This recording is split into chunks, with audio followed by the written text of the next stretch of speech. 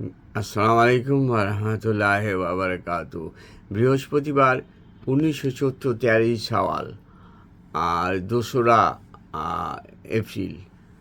এই আজকে যে বিষয় আপনার সারা পৃথিবীতে একটা আতঙ্কগ্রস্ত হয়েছে ইরানের সাথে যুদ্ধ, আমেরিকা এবং ইসরায়েল। ইসরায়েল এবং আশেপাশে সব দেশগুলোর উপরেই আমেরিকা এবং ইসরায়েল মিলিয়ে ইরাক, তারপরে আফগানিস্তান, তারপরে আপনি লিবিয়া, তারপরে সিরিয়া ইত্যাদি দেশগুলোকে নাস্তানাবুদ করেছে, দখল করেছে, তেল সম্পদ সব কিছু। আর পৃথিবীর 56 দেশের মুসলিম দেশে তারা নীরবে চেয়েছে দেখছে তারা লেবাসের শুরুতে মুসলমান, কিন্তু তারা ইহুদি নাসারাদের সাথে তাদের বন্ধুত্ব। আল্লাহ পাক বলেছে মুসলমানদের সাথে বন্ধুত্ব হবে, আর আর মুসলমান অমুসলিম সাথে বন্ধুত্ব হলে, সম্পর্ক হলে তাদের সাথে হাসর নাসর হবে।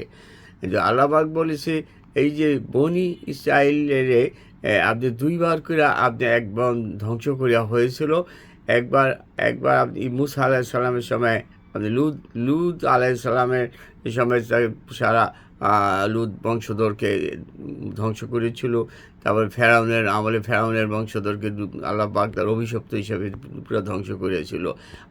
আল্লাহ পাক আবার কোরআনের মধ্যে বলছে আমি এক সময় আমি ওই আবারও পৃথিবীতে ধ্বংস করব সারা পাপিষ্ঠদেরকে।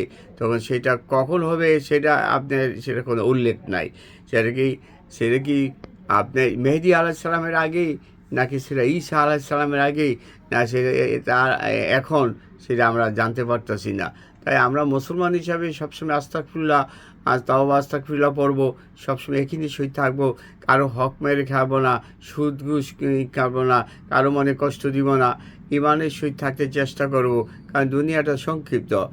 আর আমাদের এই পরকালের একদিন, আর পৃথিবীতে 1000 বছরের এক সমান। অতএব সময়ের মূল্য অনেক, সময়ের পৃথিবীতে সবচেয়ে বেশি সময়ের মূল্য।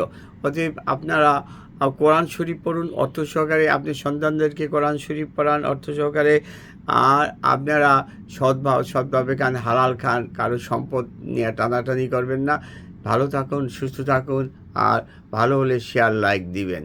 আর আপনারা আমার এই যে আমি যে কাজ করতেছি, এই যে লেখালেখি করতেছি, গবেষণা করতেছি, এটার সওয়াবও আপনারা পাবেন।